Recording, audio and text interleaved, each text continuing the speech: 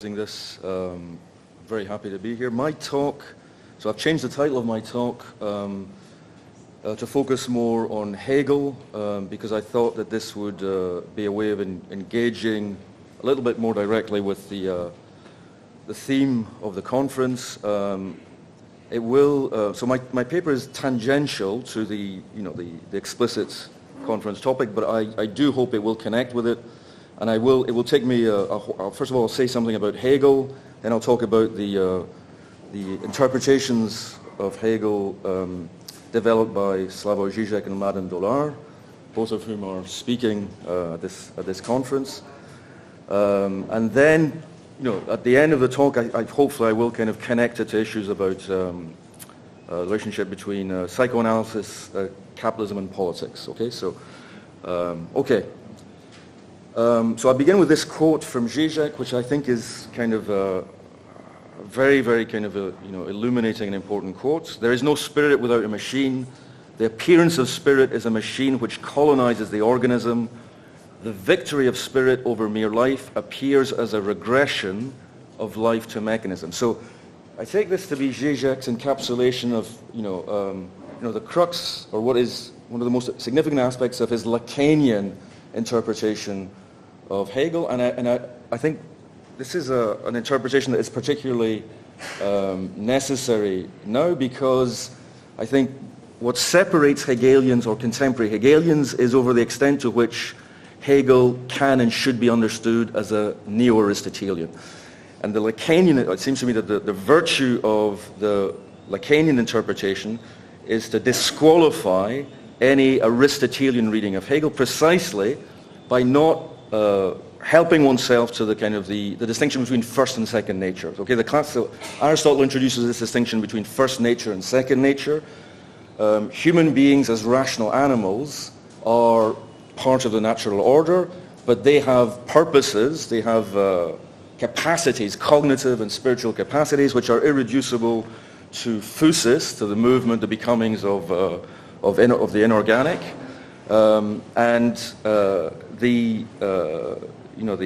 The distinction between second nature, which is underwritten by very influential, contemporary kind of philosopher, readers of Hegel such as John McDowell, in a way, is seen to be, in a way, aligns mindedness with organicity. Okay, it aligns mindedness with organicity, such that human purposes and activities are to be understood in terms of a complexification, or the emerging out of organic teleology. Okay, so psychic or cognitive teleology is superimposed onto biological function.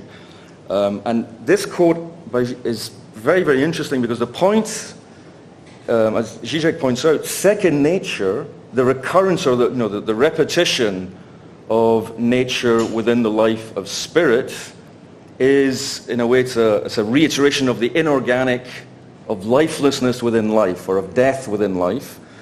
And this is why, in a way, Hegel's key claim is that if the life of spirit is precisely that which tarries with the negative or incorporates death within itself, there is a kind of, there's a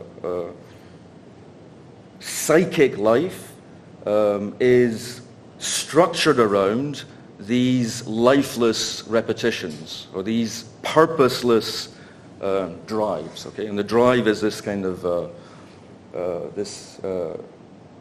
repetition or the reoccurrence of lifeless purposelessness within purposeful life. Okay.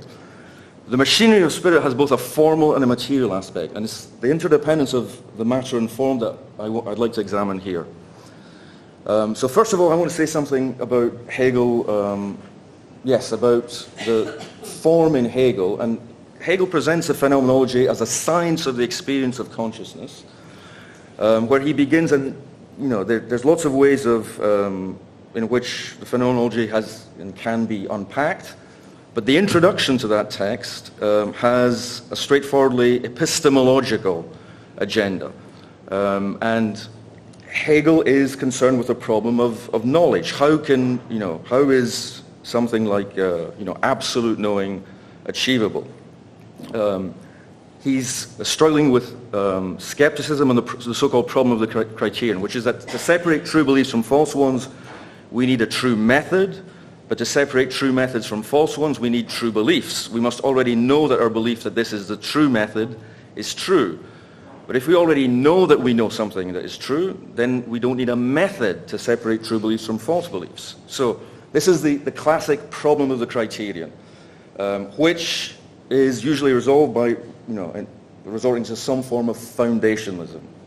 You find a point of contact between thought and being, which provides this absolute footing for cognition. This is exactly the kind of foundationalism that Hegel disqualifies. So Hegel writes in the section 84 of the introduction, in consciousness, one thing exists for another. Consciousness regularly contains the determinateness of the moment of knowing, and at the same time, this other is to consciousness not merely for it, but is also outside of this relationship, or it exists in itself, and this is the moment of truth. So consciousness is consciousness of something, both as it is for consciousness and as it is in itself, independently of consciousness. So consciousness for Hegel is the consciousness of the difference between knowing, or what is for consciousness, and truth, or what is in itself. And this difference provides Hegel with the criterion he seeks. Natural consciousness, or what he calls phenomenal knowledge, possesses the criterion for distinguishing between what is for it and what is in itself. And this criterion is immanent to phenomenal knowledge. Knowledge, or what can we... any claim to knowledge, knowledge in its most immediate, naive form. Hegel continues, therefore, consciousness provides its own criterion from within itself, so that the investigation becomes a comparison of consciousness with itself. For the distinction made above between truth and knowing, or between the absolute and the relative, falls within consciousness. Thus, what consciousness affirms from within itself as being in itself or the true, we have the standard which consciousness itself sets up by which to measure what it knows. So this is why Hegel insists that consciousness, or what he calls self-consciousness, has a constitutive relationship to conceptualization. He says consciousness is its own notion, where the notion is the concept. The notion is at once knowledge, i.e. what the object is for consciousness, and truth, i.e. what the object is in itself, or the essence of the thing. So on the one hand, Hegelian phenomenology measures the extent to which the notion or the concept corresponds to its object, knowledge corresponding to the object, and the object is the truth, the independent dimension, while on the other hand, it measures the extent to which the object, the truth, corresponds to its notion or knowledge. So he continues, if we designate knowledge as the notion, but the essence or the true as what exists, or the object, then the examination, i.e. the examination of the structure of the science of the experience of consciousness, consists in seeing whether the notion corresponds to the object. But if we call the essence or in itself of the object the notion, and on the other hand, understand by the object the notion itself as object, viz. As it exists for another, then the examination consists in seeing whether the object corresponds to its notion. It is evident, of course, that the two procedures are the same. So this is why Hegel will insist that the concept of the object contains the criterion of truth or of absoluteness by which to which knowledge itself is accountable. This is why Hegel will say that for philosophical science, what is concretely, as opposed to abstractly, real or actual, the German word is Wirklichkeit, this is the word actual, is the notion as the unity of knowledge and truth, or subject and object, rather than either moment considered separately. So, consciousness then is the notion of itself. It relates to itself as another. This is section 80, once again from the introduction. Consciousness is explicitly the notion of itself. Hence, it is something that goes beyond limits, and since these limits are its own, it is something that goes beyond itself. And this process of self-overcoming, consciousness is self-overcoming in trying to secure the truth about its object, generates the process of what I'm going to call phenomenological recursion. Phenomenological recursion is, in a way, a kind of a toy. It's a kind of a toy formalization of the experience of consciousness. Okay, I'm not going to read out this whole quote. I'll just. This is Hegel's account of how the transition between one object of knowledge, where there's a distinction between knowledge and truth, and the overcoming of the limits of knowledge and the grasping the truth of the object in itself generates a new object of knowledge in which the difference between, the original difference between truth and knowledge is reinscribed. So you get something like this. In stage one, you have knowledge for consciousness one is contrasted with truth in itself, the first object. In stage two, you have knowledge for consciousness two, which is itself contained or structured around the difference between knowledge for the first consciousness and truth for the first consciousness. And this is contrasted to the new truth of the object. And of course, in this process, you get a kind of a recursive process where you can keep on embedding these structures, these concatenations of structures, of differences, through the unfolding of the science of the experience of consciousness. Okay. Now, what's left out of a kind of a trivial formalization like this is the dimension of negativity. Recursiveness is not deduction. There is no inference involved in recursion. Recursion is a mechanism. Okay, it's an operation, but it doesn't involve any inference. Okay. Now, inference and inferential necessity, then, for Hegel, is precisely what can only be seen from outside, externally.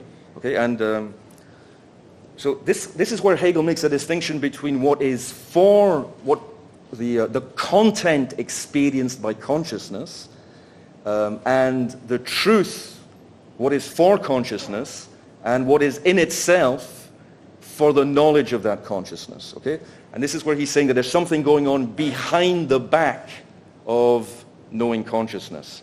And it's what's going on behind the back of cognitive consciousness that is seized by the phenomenological observer, the Hegelian philosopher, who is tracking this recursive process to convert mechanism into necessity. Okay, so I'll read out the sections in bold. It is just this necessity itself, or the origination of the new object, that presents itself to consciousness without its understanding how this happened, which proceeds for us, as it were, behind the back of consciousness.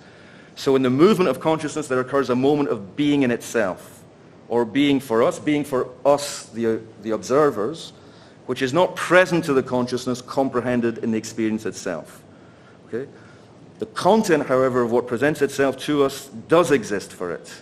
We comprehend only the formal aspects of that content, or its pure origination.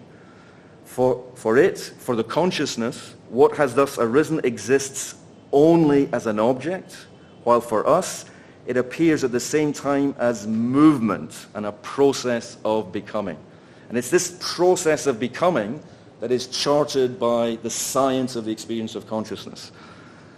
So one way of understanding absolute knowing is as the fusion of phenomenal knowledge, or the object of phenomenology, and science, or the subject of phenomenology. And this fusion is the point at which we, the phenomenological observers, see the necessity in what was mere chance for experiencing consciousness. And the sequence of what Hegel calls determinate negations, through which both subjective knowing and objective truth are compelled to satisfy their own notion. So this is very important, is that determinate negation, in a way, is invisible from the vantage point of the experiencing consciousness. It's only the observing, the scientific consciousness, that perceives the determinacy of the negation going on behind the back of experiencing consciousness. Now, a second consequence, second famous Hegelian claim is that essence is contradiction. Contradiction is in the thing itself, not just in our representation of the thing. So what Kant characterized as a discrepancy between representation and thing is for Hegel the thing itself, insofar as it's no longer a self-identical substance, but rather a concatenation of differences, something that is not what it is and is what it is not. The difference between what the thing is and what we take it to be is internal to the thing itself. Okay? But there's an ambiguity in this account of phenomenological recursion. Only the formal aspect of the process of becoming, or the movement of pure origination, is grasped in its necessity, not its content. What is experienced as content remains, to a certain extent, in a way to be carefully qualified, contingent. So what is necessary is the form as a surplus of negativity. The true object is the nothingness of the first, but this nothingness is precisely what is not present for the experiencing consciousness. It can only be grasped retrospectively by the phenomenological observer as the in itself of the for itself. So everything hinges on how we understand this form of nothingness. Does it constitute the cognitive core of experience, what experience knows without knowing that it knows? Or is it rather what resists knowing, which is to ask, is there a formlessness latent in this very form of nothingness? And this is to ask to what extent form coincides with what Hegel calls the concept. Recursion is, as I've already said, recursion is an automatism, not an operator of necessity. While necessity is logical compulsion, recursion is mechanical compulsion. So the science of the experience of consciousness proceeds through the formalization of nothingness, precisely of what is not for natural consciousness. This is why Zizek then, I think, gives this very useful encapsulation. Hegel, there is an unconscious in Hegel, but it's the unconsciousness of form. The Hegelian unconscious is formal. It is the form of enunciation invisible in the enunciated content. I won't read the whole quote, but just focus on the section in bold. Hegel's unconscious is the unconscious of self-consciousness itself, its own necessary non-transparency, the necessary overlooking of its own form in the content it confronts. So there's a resistance to formalization in and through form, and in this sense the phenomenology can be read as charting self-consciousness's repeated attempts to successfully sublate, which is to say to formalize the content of its experience.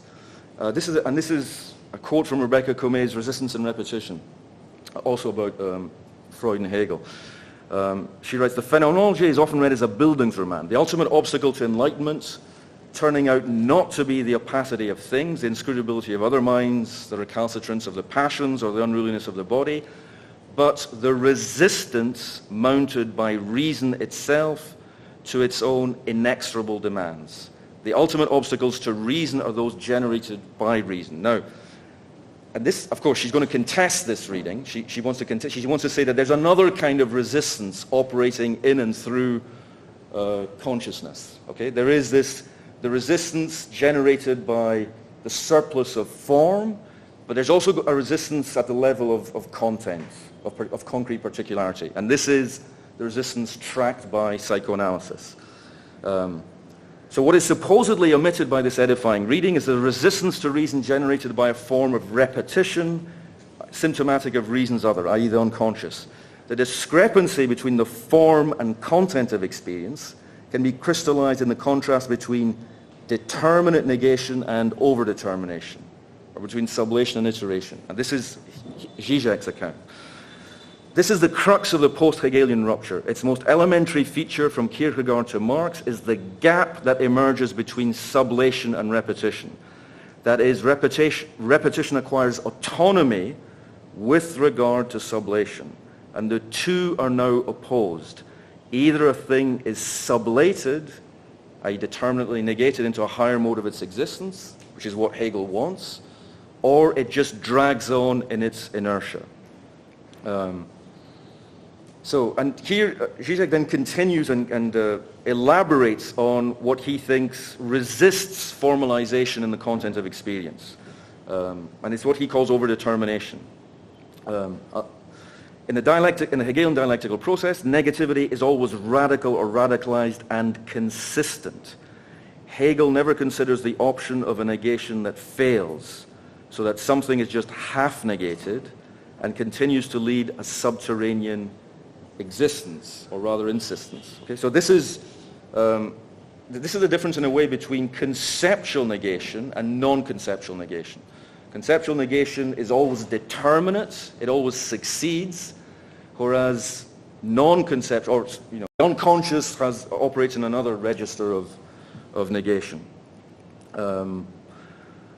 But still, we have to complicate this picture, and obviously it's clear that any kind of opposition must be carefully qualified if we take Hegel seriously. The opposition between formal sublation and formless repetition can't be so straightforward. A strong reading of Hegel, such as Zizek's, suggests that sublation succeeds through what exempts from it. And this is very interesting, so that this is where Zizek wants to say that he wants to contrast the account of the contrast between non-conceptual negativity and conceptual negativity, in the contrast between Freud and Hegel, or Lacan and Hegel, with the standard philosophical critiques of Hegel, where there's always some kind of there's something that resists integration within the concept, and this is like some kind of a non-conceptual difference, a sheer particularity, etc., etc.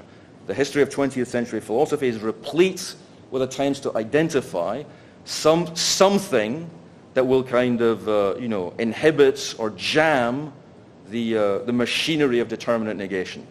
And Zizek proposes that it's actually these, he thinks that these attempts are unsatisfying because he just considers them problematic, and he considers that, he wants to say that if we understand Hegel, if we have a more generous reading of Hegel, we see that sublation, or Aufhebung, is precisely works by not working. It integrates the failure of determinately negating something within itself, so that this failure is constitutive of the workings of formalization. Okay. So here's another quote from Zizek. The direct attempt, I won't read because we're short of time, so I'll just read the end of the quote. So in this, if one reads Hegel in this way, the lesson of the Hegelian Aufhebung is that the Lof itself, the initial failure of determinately negating something, is precisely the condition for successfully negating it. Okay, and it's so in a way, so that in Hegel the point is not to think of a kind of, it's not to reify the movement of the dialectic into thesis, antithesis, synthesis, but to think of a kind of a misfire, or a kind of a congenital kind of inability or weakness as the condition for overcoming whatever resists determination. So this is why the loss itself is the gain. So I think this is the right way to understand Hegel, because the movement of becoming, charted in the Science of the Experience of Consciousness, is a movement of desubstantialization. It's the derealization of the first object. Why? Because the absoluteness of the first object, the distinction between knowledge and truth in its first iteration, turns out to be false, to be unsatisfactory. And what happens is that when you overcome this first distinction, you desubstantialize the first object of knowledge. And this desubstantialization generates the successor object. This is also why Hegel is not Aristotelian, because for him, there is no substance, there is no already constituted substance within which are encoded certain potentialities or possibility. If being is, if the essence of being is contradiction or nothingness, nothing has a substantial form within itself, and it's impossible to say in advance what things can and cannot do. There are no intrinsic potentialities in things. But if the lesson of sublation is that loss itself is an achievement, then there may be a secret complicity between the blockages generated by reason itself and those generated by its other. Reason's resistance to itself generates another form of resistance through which reason overcomes its own resistance. Well, this would be, again, a kind of an optimistic. This is obviously the reading that a Hegelian will want to insist upon. It may not be credible. Here's a quote from Madden-Dolar's Hegel and Freud. It's the productivity of the negative that is Hegel's most radical insight. If there's something bewildering and interesting in Hegel, it resides in his grandiose efforts to pursue the crack, the split, around which self-consciousness is constituted, not as a failure or a malfunction, but as an enabling principle, to take it as the productivity of the negative. He saw his task not as filling in the cracks, i.e. Hegelian philosophy is not an attempt to plug in, to fill in the discontinuities of the gaps in the fabric of reality, but to accentuate them. He saw his task not as filling in the cracks, but as producing a scission where there seemed to be none, a scission that enables any positive entity. Now, what is, again, the reason why it's not possible to simply kind of juxtapose Hegelian self-consciousness or Hegelian negativity and some kind of straightforward non-dialectical negativity is because, as Madden-Dolar points out, there is already a kind of there's a meaning-generating activity at the level of the unconscious itself. So again, the passage in bold here is the one I really want to focus on. If there's a diagnosis of the philosophical endeavor, i.e. to make things meaningful or to make things consistent, then this business of philosophy starts already in the unconscious. The philosopher has an accomplice in the unconscious, which starts stopping the gaps even before philosophy starts filling them in. So the unconscious is effaced at the same time that it is produced.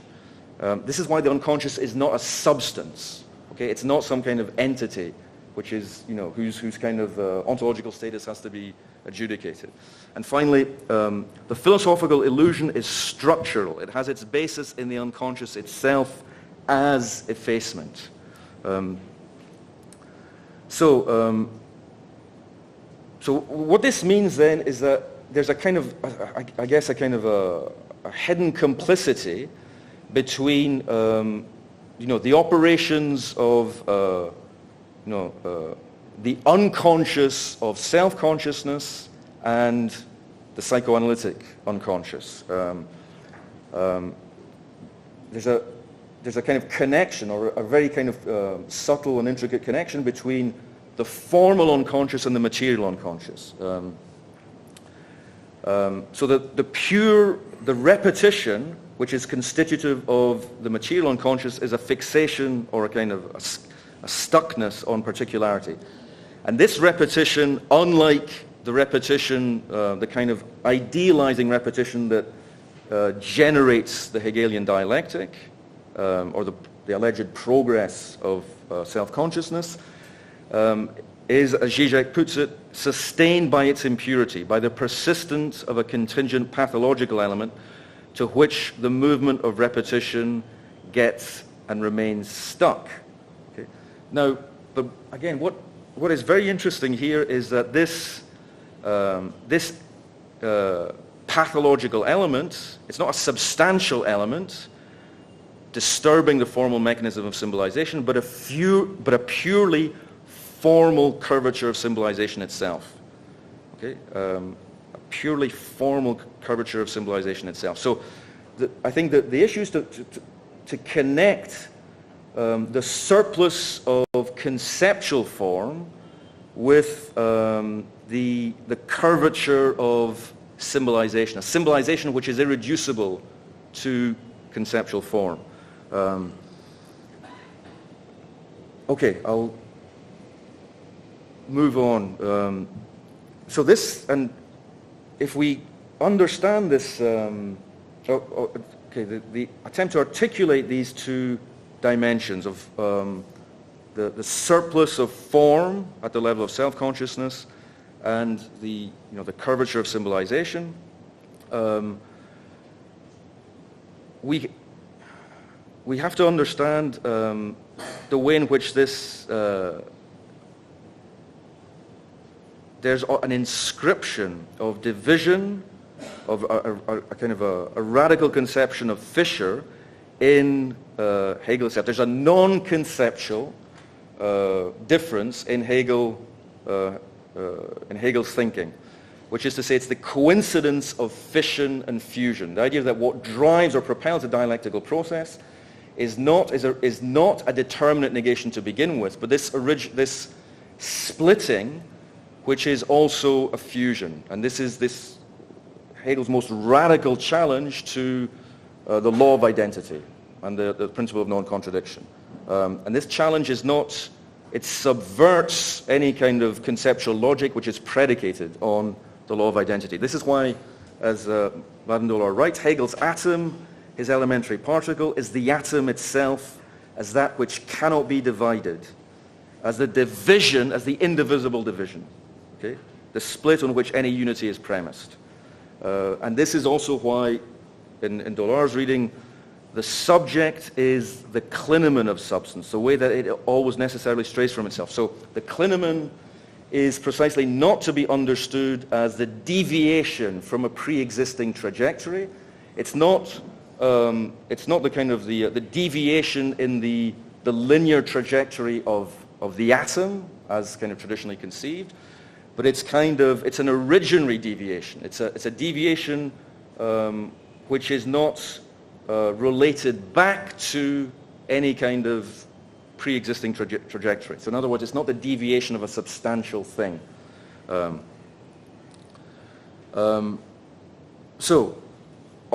if in Hegelian negativity there's a deviation of negation operative, and if Hegelian negation is already a deviation, one deviating from its track and splitting into two, then with psychoanalysis, with psychoanalytic negativity introduces a kind of deviation, okay? Or what Dolar calls a clinamen of the clinamen, a redoubling of clinamen. And again, the key import of this is to say that this is a negation that produces something that it cannot itself negate. So here you have a kind of a negation that doesn't work in the Hegelian sense, that cannot be determined, conceptually determined to yield a new form. So now, I have one question here is how this relates. There's the expression self-relating negativity is very important both in Zizek and Baden-Dolar's readings. But the crux of self-relating negativity in Hegel, it seems to be, well, there's an account of it in his famous Logic of Essence, which articulates the objective and subjective domains. Because Hegel describes where being is the becoming of something, okay?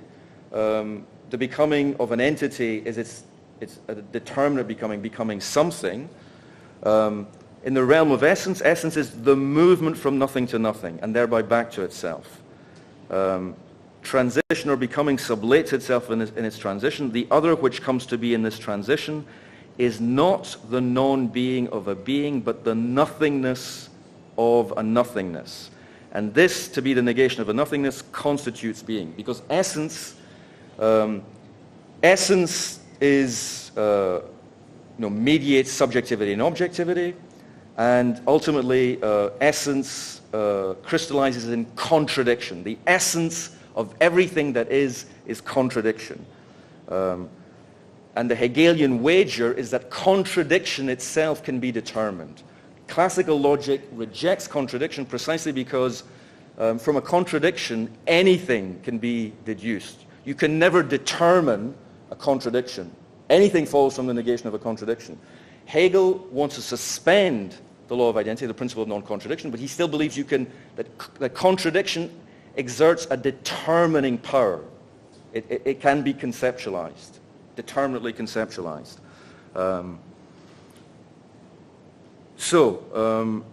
Contradiction then, and okay, so Hegel's contradiction then has both a formal and a material aspect, okay?